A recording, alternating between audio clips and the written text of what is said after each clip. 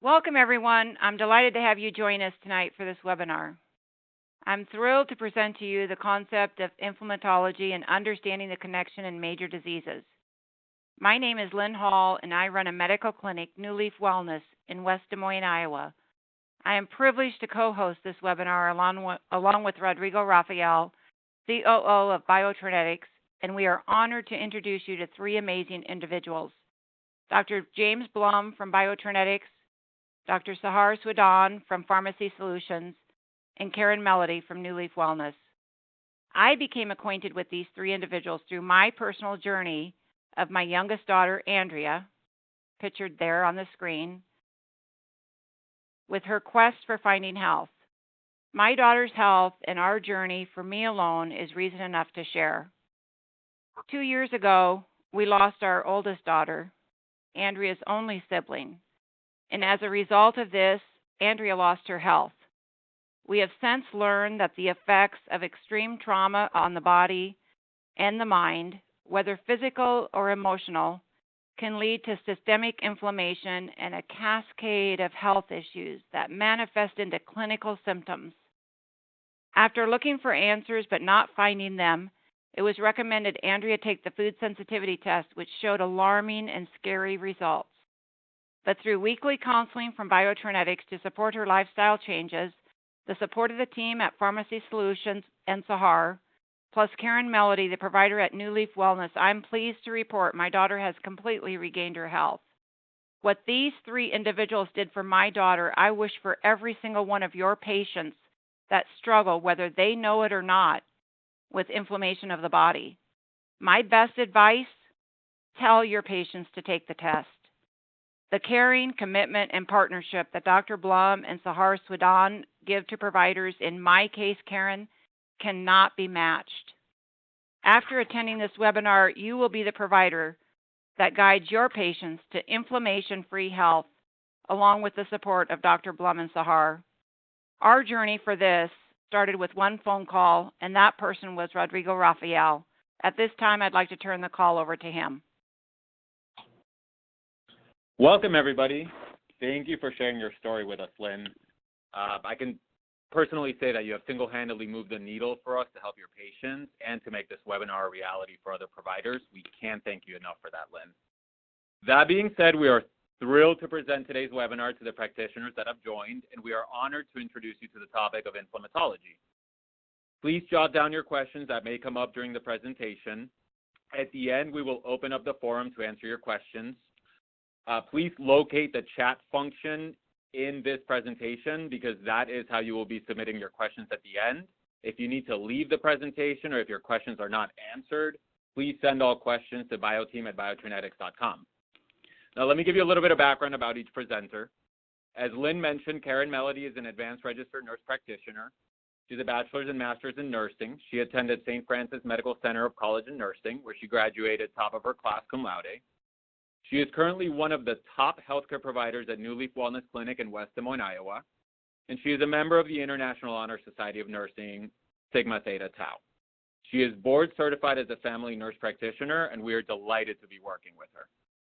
Dr. James Blum, CEO of Biotrinetix Laboratories, has worked in cardiac surgery at the Cleveland Clinic, conducting biomedical engineering and clinical outcomes research. His work has been recognized, and his studies have been featured in the Journal of the American Medical Association for Cardiac Risk Stratification.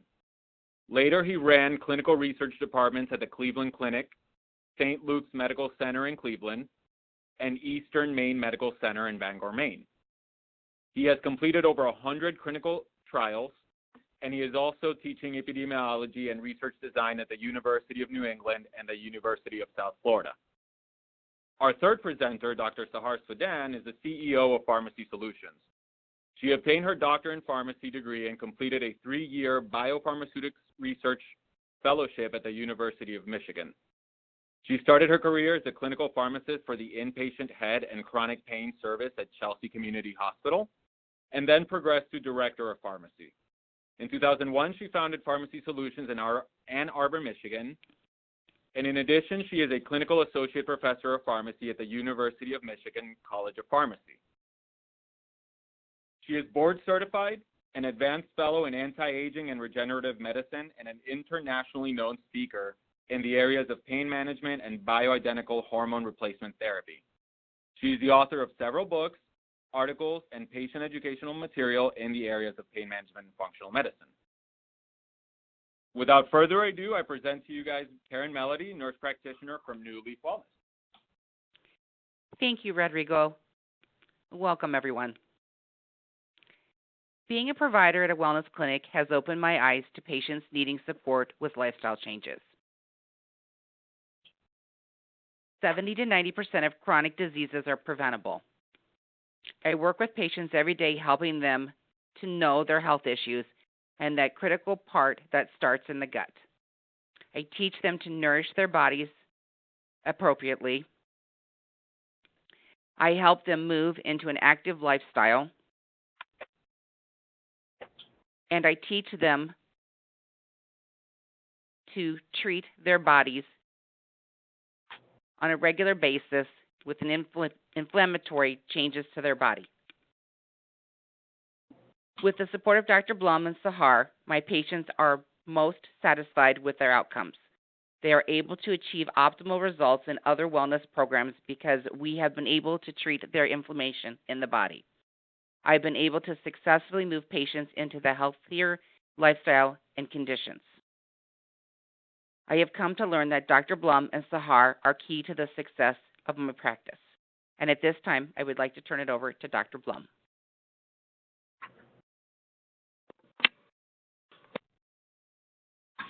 Thank you, Karen. Nice introduction. So, what's going on with inflammation? 15 years ago, inflammation was barely mentioned as an issue in medicine.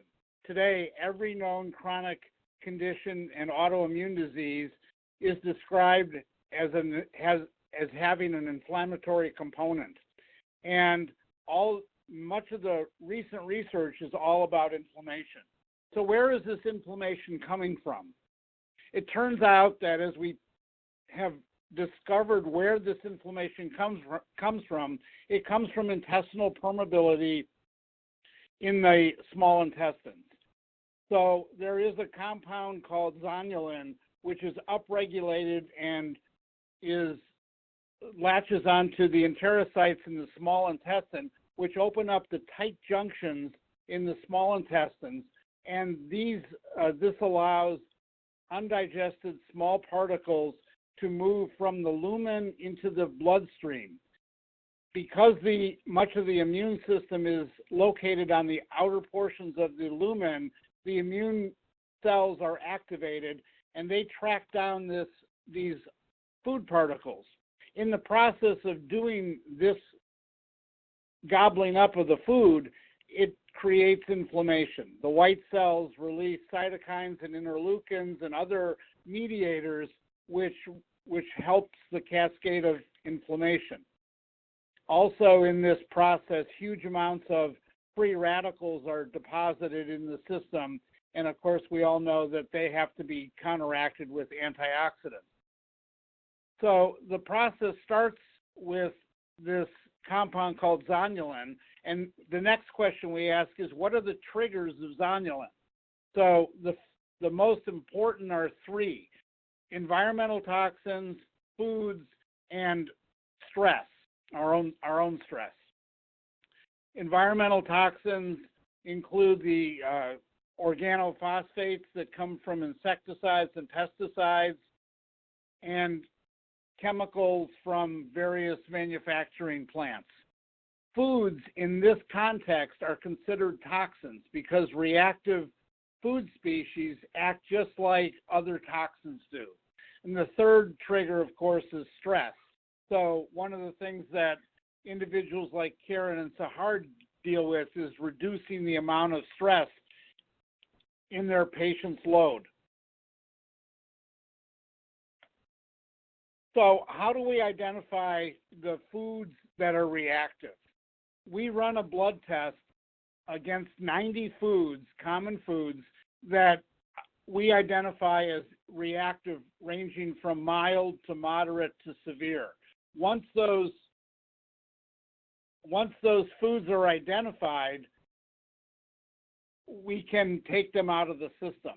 So stepping back for just a second, what are the symptoms that we deal with inflammation? They're all common to all of us. Let's start with the most common, which is weight gain and obesity, glucose dysfunction leading to insulin resistance, diabetes, and ultimately insulin-dependent diabetes. We have arthritises, chronic gut problems, Crohn's disease, chronic constipation, and diarrhea.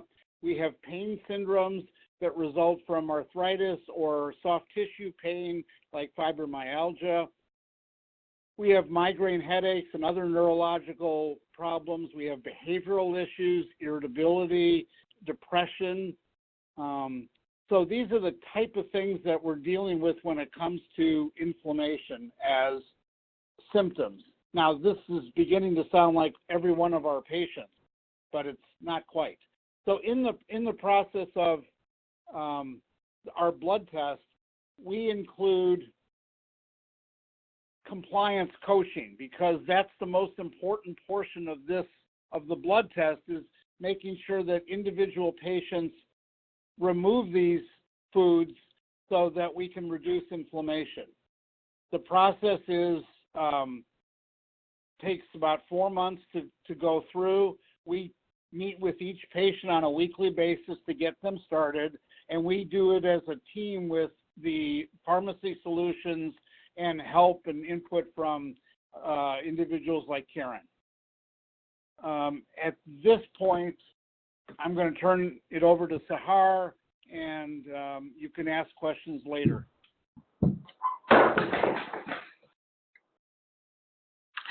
Thank you, everybody, and welcome. I'm glad to be with you this evening. What I'd like to do in the next portion is to really cover, some other nutrients and some other ways to treat inflammation. I travel around the country gabbing all the time, and I always tease that we really only have one medical specialty now.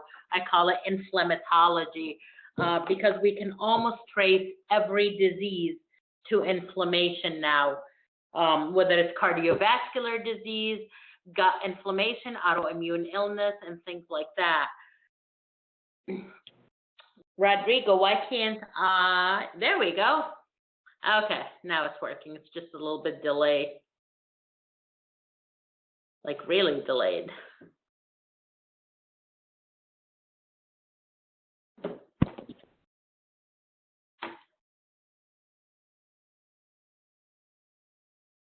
Did you turn the control to me? I can't. Yeah. Try now, Sahar.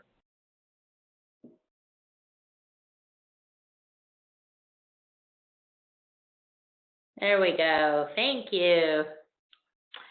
So as you know, what we're seeing now is that really the incidence of autoimmune disease is skyrocketing, right? We see it tons in everyday practice, and you're seeing it a lot more. Obviously, we have a lot of symptoms from low-grade fever to aches and pains everywhere, to fatigue, to multiple sclerosis, and all that stuff. So what is tripping the immune system? Why is the immune system now thinking everything is foreign?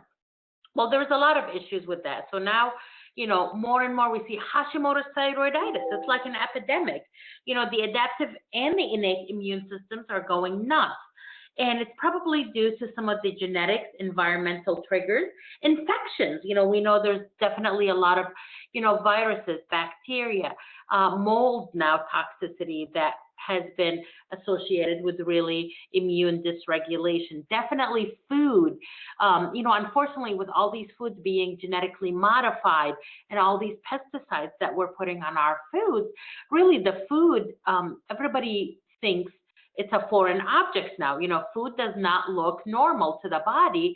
And, people are developing so many food allergies because of the genetically modified food. And a lot of times, and that's why you need some testing at times, because A lot of times we think of the typical ones, where, okay, become gluten-free, dairy-free, corn-free, soy-free diets, what have you. But sometimes it's really odd allergies that patients is allergic to. We had somebody the other day was lemon and black pepper, and I'm like, what? And literally, I kid you not, within a month of doing gut rehab and taking them off these foods from their diet, their migraines went away.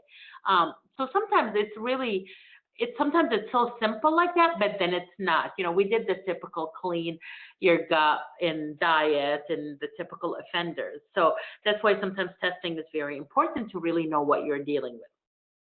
So what can we do to rebalance the innate and adaptive systems that have really gone array in most people now and cause a lot of inflammation in the body? Definitely, we know it's much more common, autoimmune illness is much more common in females as it relates to males. We tend to see it higher in the perimenopausal to the menopausal ages, potentially due to progesterone decline levels and birth control pills. And races. So we know systemic lupus is more common in African Americans, where type 1 diabetes is much more profound in Caucasians or white, and the genetics and the environmental factors that we've discussed also. Fibromyalgia, I just put a couple slides in here. Obviously, this is a whole day disorder, but sometimes keep in mind that also neuroinflammation can occur, or local inflammation. And actually, myself and Dr. Rosen published the data where the neuroinflammatories, like things like substance P, was very elevated in the CSF, but it was normal in the body. So when we measured TNF levels, they were much higher in the CSF of patients with chronic migraines, and TNF alpha in the serum was fine. And so the point is people can have also local inflammatory mediators that you may not be picking up in serum markers. And that's why we think, oh, maybe they don't have inflammation, but really they have local inflammation, such as neuroinflammation. So very important to do that, because obviously we're not going to obtain spinal taps on everybody to see if they have local neuroinflammation or other processes. So how can we implement complementary medicine in treating inflammation, and obviously one of the more common things that we see with autoimmune illnesses? And what I did is I really put this in kind of a cheat sheet for you, where some agents that have been shown to affect innate immunity, some agents that have been shown to help adaptive immunity, and then also the histamine allergic immunity people. This is the type of patients that tell you and come in and say, hey, I can only eat chicken, rice, and peas. Okay, these people, their histamine system is very upregulated, and there are definitely these things that will really help decrease histamine load and improve their ability to deal with life, so they're not hiving up at the slightest look, and they can, eat some things. Probiotics, well, whenever we lecture, and, I lecture a lot around the country, and honestly, we always say, when in doubt, start with the gut first. It's gut, gut, gut. And as Dr. Blum mentioned, 70 to 80% of the immune system lines the GI tract. So it's very important for really overall body health, decrease inflammation. That's where you have to go first always. Because if the gut is not working, many systems are not going to work well, because it's so critical for immune regulation, intrahepatic recirculation of toxins or hormones or biotoxins and so on. So probiotics are critical to obviously regulate the microbiome, but most importantly, we know that we can even modify now IgE-mediated allergies in people with probiotics and decrease anaphylactic type reactions. So probiotics are phenomenal at balancing Th1 and Th2 arms of the immune system, and they have been shown benefits in a variety of settings. If people have leaky gut syndrome, or as the gastroenterologist, they hate that word, but they, like permeable gut syndrome, as Dr. Blum mentioned, when people are constantly attacking their GI tract with bad foods, if you will, or immunogenic foods or toxins, you kind of open up these junctions and you decrease the barrier. And so we really have to seal the holes, as I call it. You have to seal the gut again. And L-glutamine, 5 grams BID to TID, it's phenomenal at sealing the holes, re-epithelializing the lining along with probiotics where they modulate the immune system. L-glutamine seals the hole. Coconut oil is great to also add in that mix. And it can really help with that because it provides butyrate, and butyrate can really help with gut healing also. L-glutamine can also help lymphocytes function in addition to that.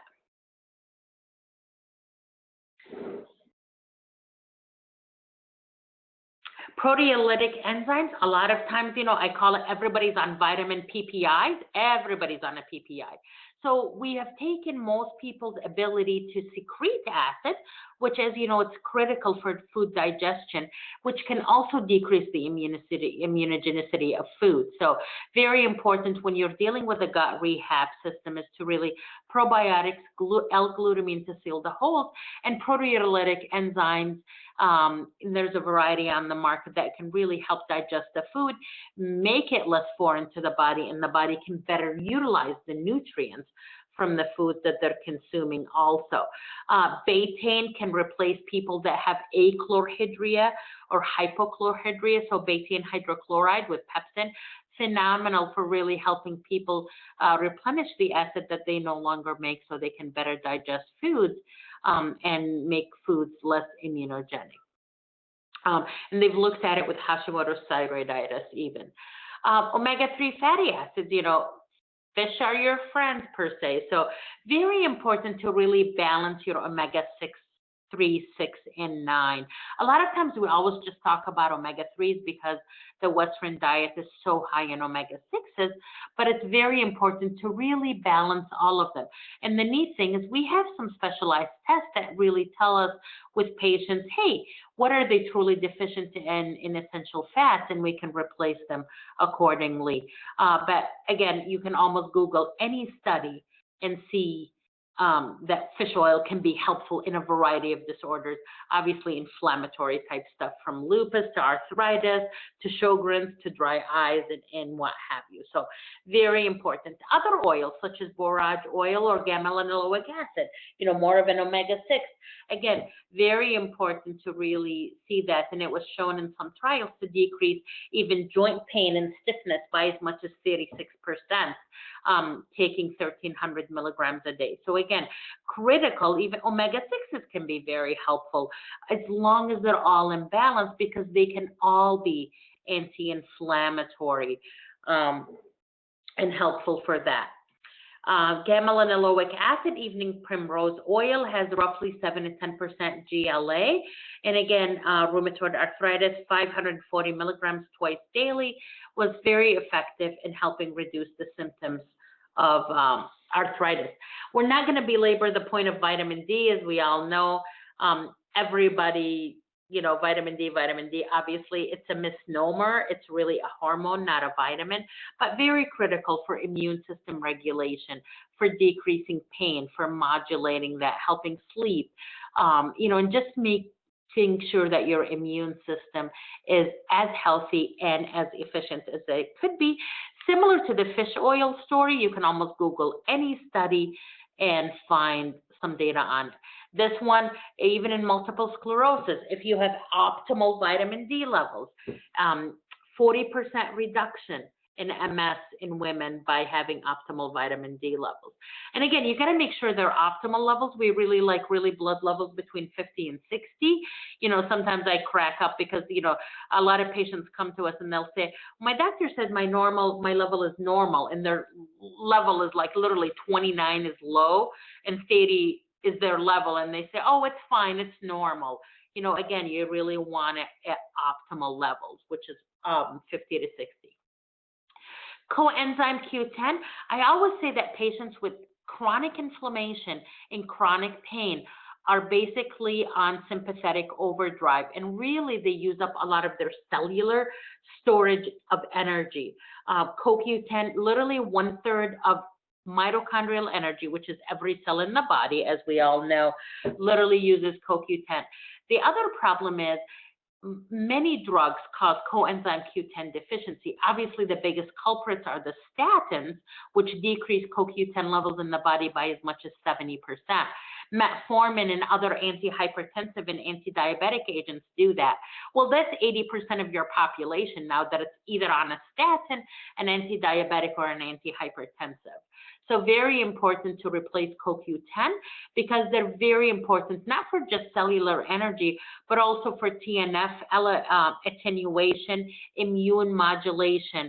So very important to look at that. You can measure CoQ10 levels and see if they are low and replace them. They've looked at, CoQ10 replacement in a variety of disorders. Huge improvements in quality of life functions and fibromyalgia, diabetics, many pain disorders, neurodegenerative disorders, great studies on CoQ10 and neurodegenerative disorders. So again, very important to replace the supplement. Most people really need replacement after the age of 45, 50. And you're probably cringing, going, oh my God, we all need it, right? We're all getting up there. The other thing, keep track of your pilots, radiation people, your radiologists, anesthesiologists. So actually, if they have a lot of radiation exposure, they will use up their cellular energy and antioxidants much faster than the typical patient counterpart. So again, very important to look at that and replace. DHEA, one of the adrenal hormones, actually prazotone was a drug on the market, and it was the only anti-inflammatory prior to the 1940s because we didn't have NSAIDs at that time. So DHEA, the adrenal hormone, very important to measure and replace because it's very important for immune regulation, anti-inflammation in the body, and it really regulates a lot of cellular systems in the body. It's a great antioxidant. So, and what you will find, because it's an anti-inflammatory, in people with high inflammation and autoimmune disorders, their DHEA level is usually in the tanker. And honestly, most patients that we measure DHEA on, because everybody's under stress, it's the 24/7 society now. Nobody ever shuts down. Everybody's cortisol and DHEA levels are in the tanker. So very important to measure DHEA levels and replace it. Very well published in the rheumatology literature for decreasing systemic lupus symptoms, inflammatory bowel disorders. And usually for hormone replacements, you need very little small amounts to replace DHEA. So for women, most women need roughly 5 milligrams a day of DHEA. Your average male will need about 15 milligram of DHEA to replace. However, in your autoimmune people, because they're sucking up the DHEA so quickly, honestly, to use it as an anti-inflammatory and to douse inflammation, most of the time the clinical studies use 100 to 200 milligrams of DHEA per day. Another thing that love, and we lecture because it's a great antioxidant, and it really, we know during chronic inflammation, we produce a lot of reactive oxygen species, and then the antioxidant defense system gets very weak because it's constantly being on the attack, if you will. Glutathione stimulates and inhibits immune, dysfunction, re-regulates that part, and it is the most significant and strongest antioxidant system that we have in our body. Obviously, we make glutathione from nutrients in the body, and acetylcysteine is a precursor for glutathione. The problem is what we find is most people's glutathione pools are literally non-existent because, again, everybody's so much more inflamed nowadays as compared to the old days. So a lot of times we really need to replace glutathione to be part of the protocols for gut healing, body healing, so we can regulate the immune system. But glutathione is not very well absorbed orally. and it's degraded. So the best way to do that is to replace it transdermally or rectally or IV. You know, sometimes, so it's really hard sometimes with IV. You know, you can't keep people, you know, glued to IVs, you know, 2 to 3 times a week. Rectally, you know, it's not the most pleasant form. And so a lot of times it's transdermal. We compound tons of this for autistic kids and people that have really poor glutathione levels with very good results. We usually will start glutathione in adults at 200 milligrams per gram, and they usually will apply a half a gram, which is 100 milligrams BID. Again, remember also glutathione, critically significant for neurodegenerative disorders, and some really good data on that too. Ginger, of course, we all know ginger is great for a variety of things, but it's really like a COX-2 inhibitor. So very good for inhibiting COX-2 enzymes. 1,000 milligrams or 500 milligrams BID of ginger extract. Obviously, fresh ginger is awesome. Just add it to foods, drinks, you know, what have you in the water. It's very good as a supplement also. Some abdominal discomfort. There are some drug interactions with some of the blood thinners. In nifedipine, there's actually a major interaction with ginger, so be careful with that. And I always recommend before you start supplements and vitamins with patients on medications is really ask your local pharmacist to run drug interaction checkers just to make sure. We're more than happy to do that for you if we work with you too, because you want to make sure that these supplements that are very effective and powerful are not interacting adversely with the medications. And a lot of times, you know, you'll see patients say this all the time. Well, these are natural. They're not going to do anything to me, and they're not going to interact with my medications. And I always tease them that, hey, cyanide is natural too. Curcumin, love curcumin. There's over literally 2,000 clinical trials on curcumin for its anti-inflammatory, antioxidant, and immunomodulatory effects. Many studies on this, but for inflammation, we usually recommend at least 500 milligrams BID to TID with really good results. It works on a variety of different inflammatory pathways. It really decreases the TRPV1 receptor, so it decreases hypersensitivity and central sensitization in people. It's a COX-2 inhibitor. It also inhibits NF-kappa beta. So I love curcumin. It's almost like the whole world needs to be on curcumin. Again, you really have to be careful with anti-diabetics and anti-platelets and blood thinners, you know, just to make sure. And again, variety of studies, and here are some studies for you that have looked at some of these. Boswellia is another one that we use tons of, especially in our migraine patients. It's obtained from the, obviously, the Boswellia tree, from the bark of the Boswellia tree. So you want to make sure that the gum resin, you know, which has all these essential oils, which is the immunomodulatory effect of these. Love Boswellia too. Most of the studies have been done with the 5-loxane extract specifically. So we usually recommend that you look for a supplement that has the 5-loxane extract. And usually 100 to 250 milligrams daily is the dose to start with. Very effective for a variety of inflammatory type things. Again, you do have to be careful with some medications, so we recommend reviewing that with your pharmacist also to make sure.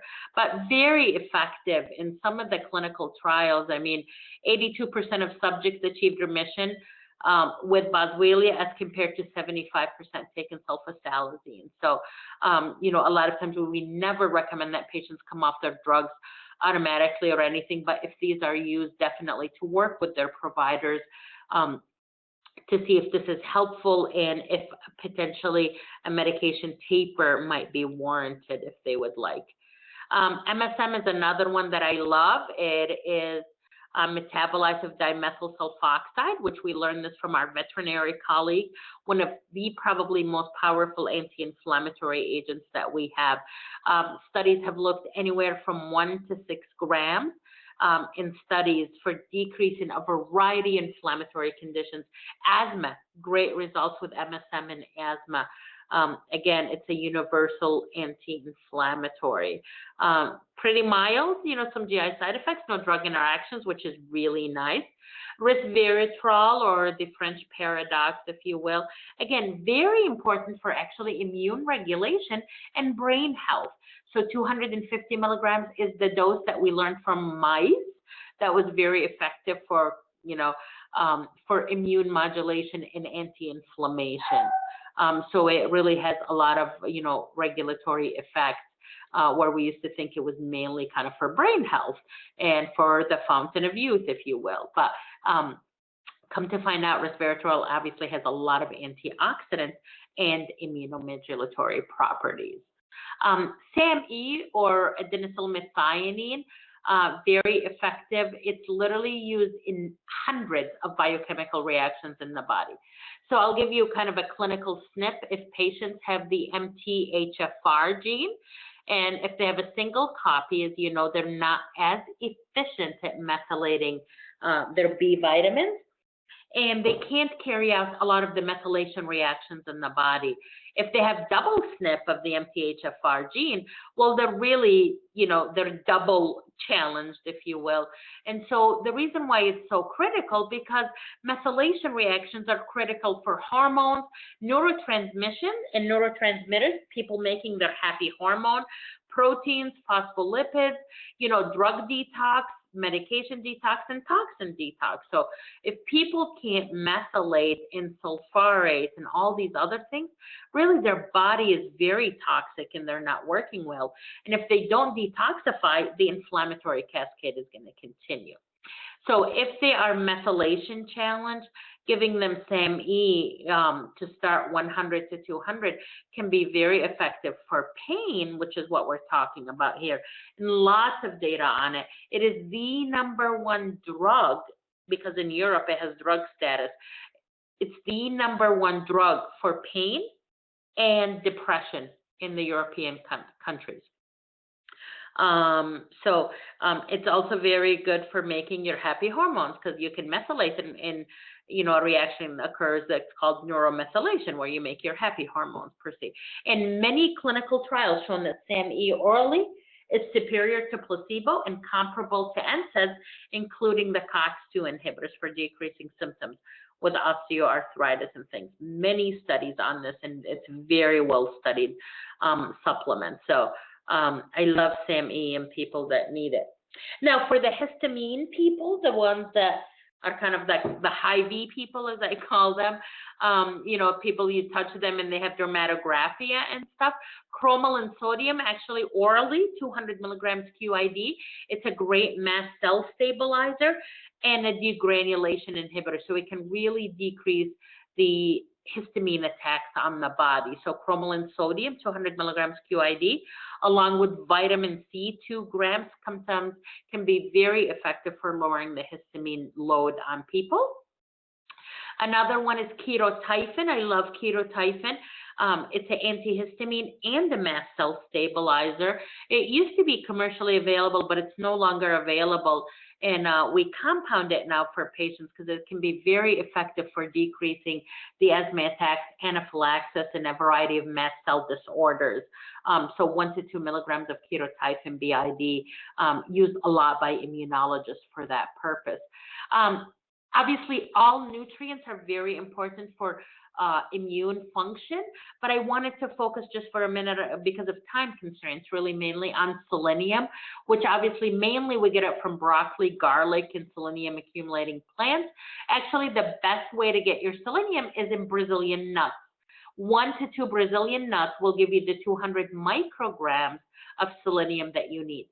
Now, selenium is critical for immune system function, for your neutrophils and macrophages and natural killer cells and stuff like that. So it's very important to look at and make sure that people are replacing it. And we know that people with autoimmune stuff, it can be very helpful to supplement them with that for decreasing joint swelling, tenderness, Hashimoto's, thyroid antibodies decrease anywhere in the studies from 6 to 30%, significant decrease in immune attack basically on the body. So definitely. So with that, I thank you for your attention. Here's my email also. You're always welcome to email with any clinical questions that we have, and I will turn it back to Rodrigo now. Thank you. Thank you, Sahar. We really appreciate your presentation. That was really useful information. Thank you so much. At this time, what we're going to do is we're going to actually open up the floor for questions. For those of you who joined late, or if you haven't found it yet, there is a chat option in this presentation where you can submit your questions. And we're going to go ahead and just jump right into it.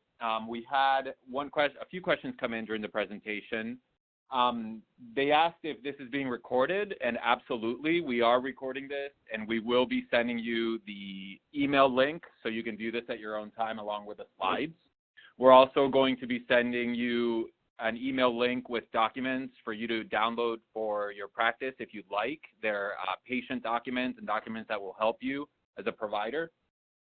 Let's see, we have another question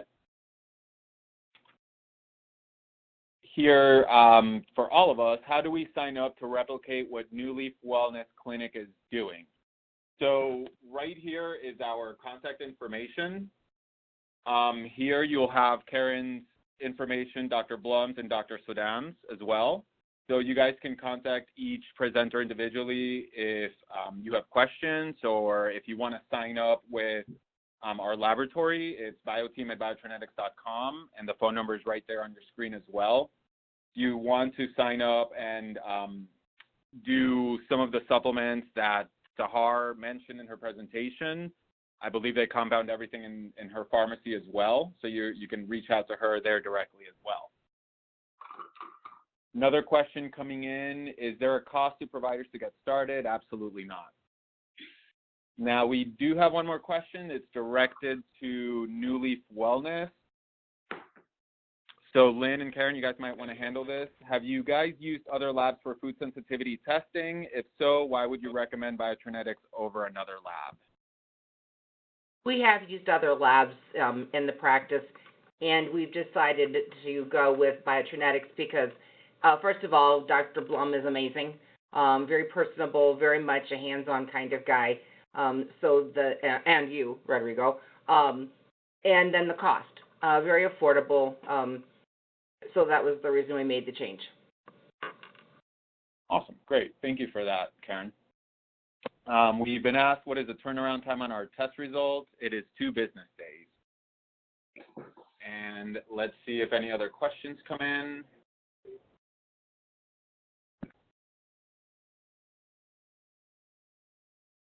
Somebody's asking about the reproducibility of our test. We're at 95% reproducibility. We have somebody asking if we only test raw foods. The way that we source out our antigens, it's actually pharmaceutical grade antigens. So it is the purest form of the proteins of that food.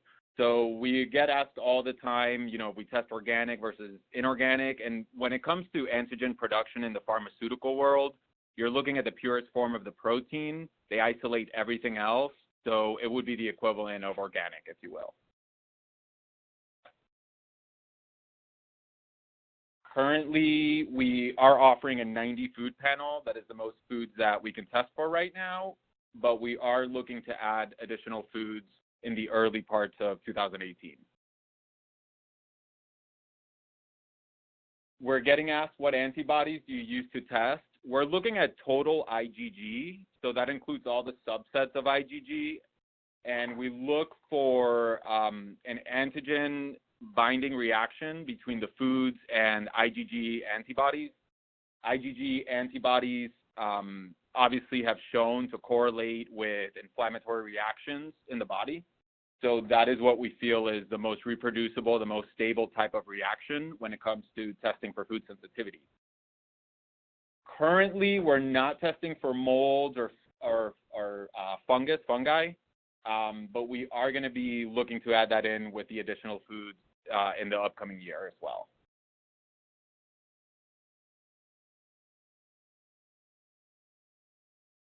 If anybody else has any other questions, feel free to submit them. We are getting one more coming in. Do you have a list of medications that cause inflammation? I'll let Dr. Blum handle this one. We do have a general list of various medications that are known to trigger the inflammatory cascade, and I'll be happy to get that out to you. Email me at drblum@biotrinetix.com with that question and your specialty, because everybody has different types of medications that they deal with. Sahar, did you have anything to add to that? Yeah, so I was just going to say there's definitely a list of, things that have been implicated to cause, inflammation, even lupus, and, reactive arthritis and those kind of things. So, absolutely. Is it Dr. Waters? You're more than welcome to email me also, and I can send you some lists. Great.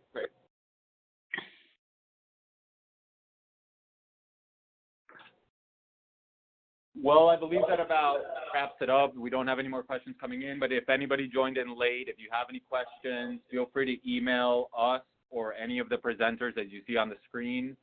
Like I said, we did record this. Everybody who attended is going to receive an email link with the recording and the slides, as well as all the resources for your practice if you want to download any of those.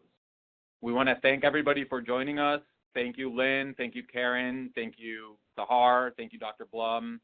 It's really, truly been a pleasure and an honor doing this. This is the beginning of a professional webinar series, so definitely stay tuned for more emails to come, where we're going to dive a little bit more in depth into some of the topics that were mentioned today. Thank you guys for joining us. Thank you. Have a great evening. Thank you. Likewise.